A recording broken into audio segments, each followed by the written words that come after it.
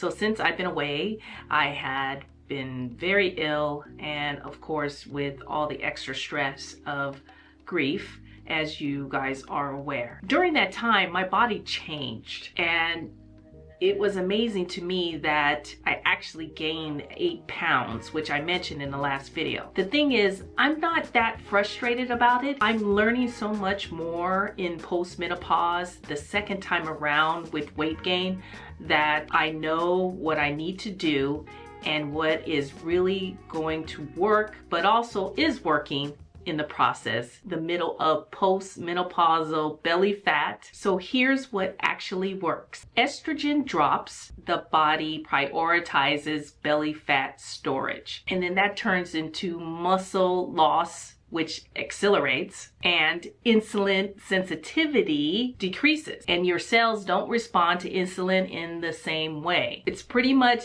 like ancient biology. Yes, I think most of us know this now, but it just hasn't been discussed enough. So your body strategy needs to change, and it needs to catch up to the new system. So this is what I'm doing, and it's just a slight adjustment because it's about refreshing my memory about what I used to do and pulling out my old toolbox when you have this weight gain and belly fat. So first is I'm making sure that I have at least 25 to 35 grams of protein per meal. Whether or not I'm fasting and I do 1 meal a day on one of those days in the week, I'm still pumping it up with good amount of protein. That's a priority on my plate. Everything else goes around it, like vegetables.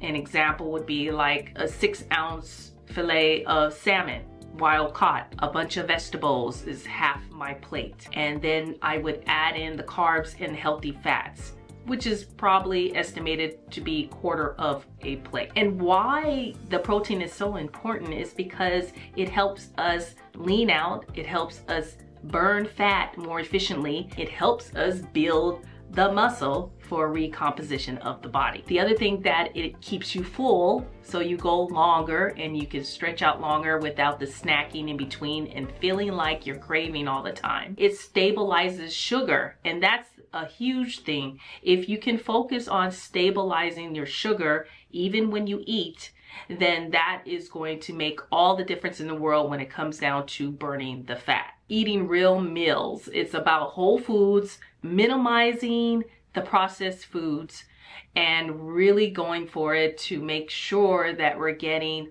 as much as real food we can when it comes down to protein. If you're trying to reach 100 grams of protein per day, which is ideal, there's been an argument with functional doctors and functional doctors that I know that really do suggest adding in a protein shake.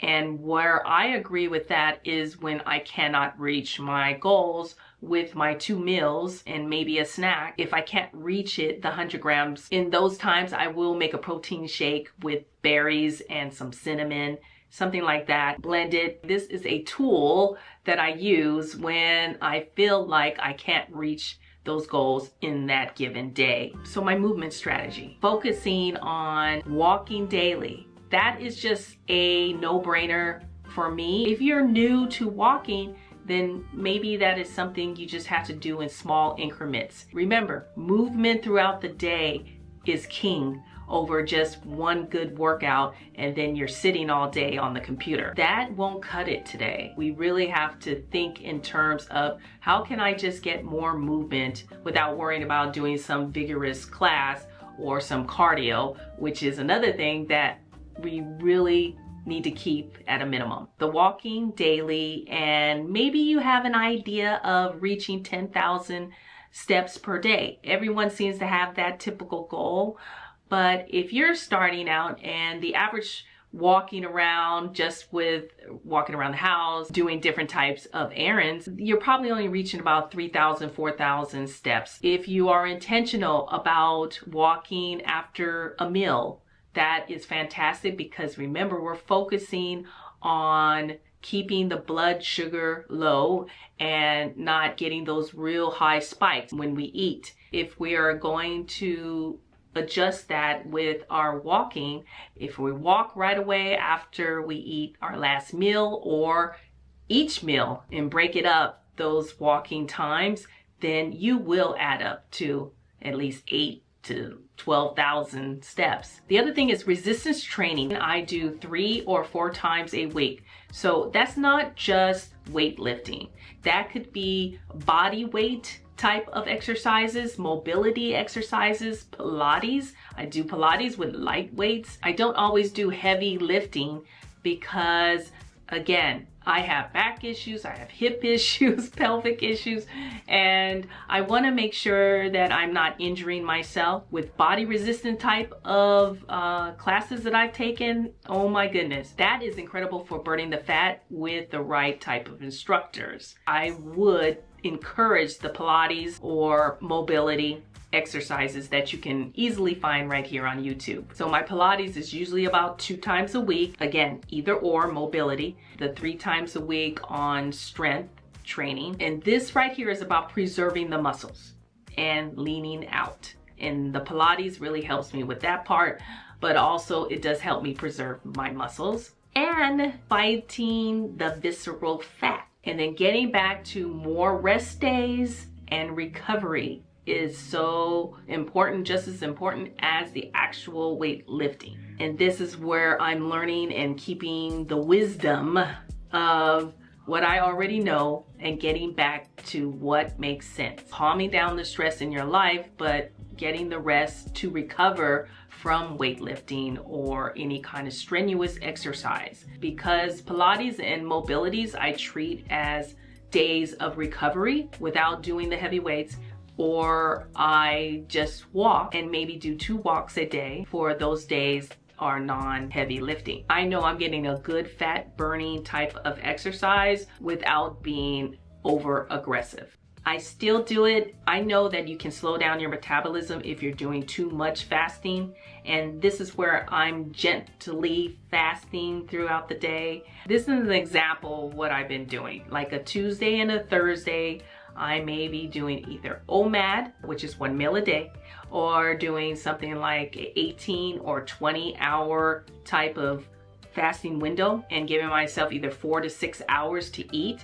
And I can eat 2 meals in the 4 hours, but sometimes it's 1. Mixing up the days, not doing it back to back to back, because that's where you'll have a problem in slowing down your metabolism. A Monday, Wednesday, and Friday, I probably focus more on just getting to 16 or 18 hours fasting. That will look like either eating somewhere between 9 to 5, or I would do something like 11 to 4. You know, it's very flexible, and I want to keep that in mind. That to me is gentle fasting for me. It may not be the same for you. Maybe it's 14-10, doing 14 hours of fasting and have a 10-hour eating window. Bottom line is I'm looking at not eating 3 hours before I go to bed. What I do before I go to sleep, that routine is just as important. And that keeps everything smooth without thinking about what my schedule is going to be every day. We don't want to have decision fatigue.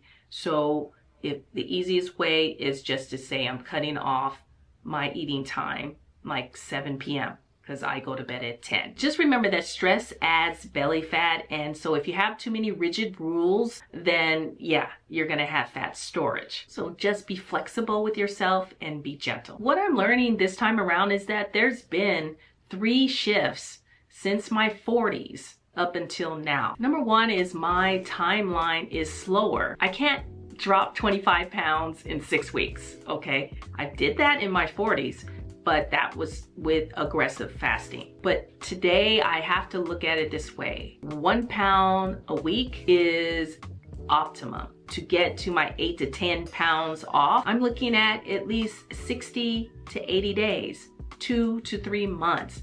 And I'm okay with that because slow means that it's real. and it'll be sustainable. So take your time. Number 2 is that I know that I need more rest and recovery. Rest isn't for the uncommitted. If you're not committed, then we're not going to reach our goals. It's when transformation really happens. So when you rest, that's when your muscle is repairing itself from the movement and the exercise you do on a daily basis. I know my body is healing from grief, illness, menopause shifting, and rest is just the infrastructure to be able to do the routines and the habits that are set in place. And number 3, that stress matters more than calories. If you're stressed, your body will store belly fat, and there's no getting around that. Managing stress, saying no, and putting boundaries in place and not overextending yourself are the top priorities that you really should be focused on. And this is what I know is that I can't do everything for everyone. I have to put myself first every day to make sure that I can be the best of myself for others. This is what actually is weight loss work. So we just needed to tweak the strategies that we already have in place and we know about going into our toolbox, and in this season, making sure that they are on the front line of my day-to-day life. Prioritizing protein, resistance training, gentle fasting strategy without all the decision fatigue. 4 is the stress management. Your timeline might be slower, which I'm okay with. Like I mentioned before, that's actually good. It sticks. And if you're coming back from a break, which a lot of us are, especially after the holidays and starting the new year right out the gate, and everybody's busy with work and all the things you're doing for family and friends and co-workers, now we can get started. You didn't need to go out the gate gangbusters January 1. Now it's about thinking clearly and breathing and relaxing into your true routine. Your body remembers, and that's the most wonderful thing. You can do this, and we can do this together. So I'd love to hear your comment below. Where are you in your menopausal journey? First time or second time around learning something new? I'd love to know, is there anything that you want to add to the mix here? And if you need help with starting out the fasting lifestyle, I do have my guide, and the link is below. Really, that comes to the begin again method that I labeled it in the fasting lifestyle guides. So do me a favor, guys, share this with another woman that may need to hear a little bit about this, just as a gentle reminder of the things that we probably already know we need to get back to, and remind ourselves that we're the top priority in our wellness and aging gracefully. Thanks for watching, guys. I really appreciate it, and I look forward to seeing you on the next video. And always remember, you can begin again. Cheers.